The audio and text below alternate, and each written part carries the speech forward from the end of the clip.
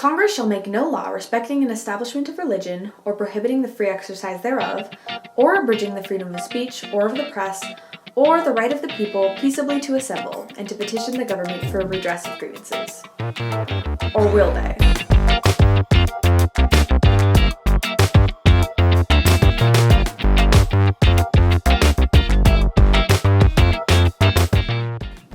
In 1965, a group of students in Des Moines, Iowa wore black armbands to school to protest the Vietnam War. They were suspended for this. So, on the basis of First Amendment rights, the families of these students sued, the case eventually finding its way to the Supreme Court. Here, the families won in a 7-2 decision. The court ruled that neither students nor teachers shed their constitutional rights to freedom of speech or expression at the schoolhouse gate, and that undifferentiated fear or apprehension of disturbance is not enough to overcome the right to freedom of expression. So, kind of a win for the speechy students. It wasn't unconditional, though. If the operation of the school or the rights of other students were threatened, school officials could still suppress certain speech. This comes into play in a few cases later on. 1986 saw the Supreme Court case of Bethel School District No. 403 v. Fraser, in which the court decided that schools can prohibit speech if it's lewd, vulgar, or plainly offensive. This came about when student Matthew N. Fraser gave a pretty nasty student council election speech laced with sexual innuendo at a school assembly. In 2006, a 13-year-old student wore a shirt criticizing George W. Bush to school. It depicted him as a cocaine addict and clearly included imagery of drugs and alcohol.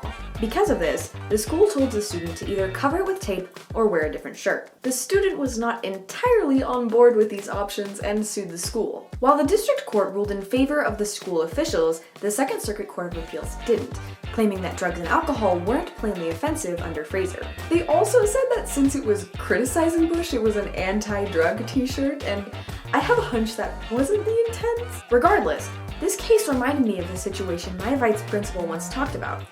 To take a more local approach to this project, I decided to ask him about it. We had a dress code committee meeting, and one of the topics was how far do we go with political messaging when it comes to student dress. The law is pretty clear. There's a lot of court cases on it. We tend not to impose on students First Amendment rights to free speech unless it does create a disruption in the educational process. One example, a few years ago, we had some boys wear MAGA hats as part of one of our dress-up days. And they have a right to do so, but they wore the hats. The very next day, we had a group of girls wore anti-MAGA hats. The boys threw a fit. So we had a confrontation in the hallway. We had students late to class. And so at that point, we told the students neither side would be able to wear their hats. And they questioned why. We said because it's come to a point now where it's creating a disruption in the educational process. And that's kind of the measuring stick. If it's not creating a disruption in the educational process, we typically will allow it. If a student has a t-shirt that has a political message on it, unless it creates a disruption,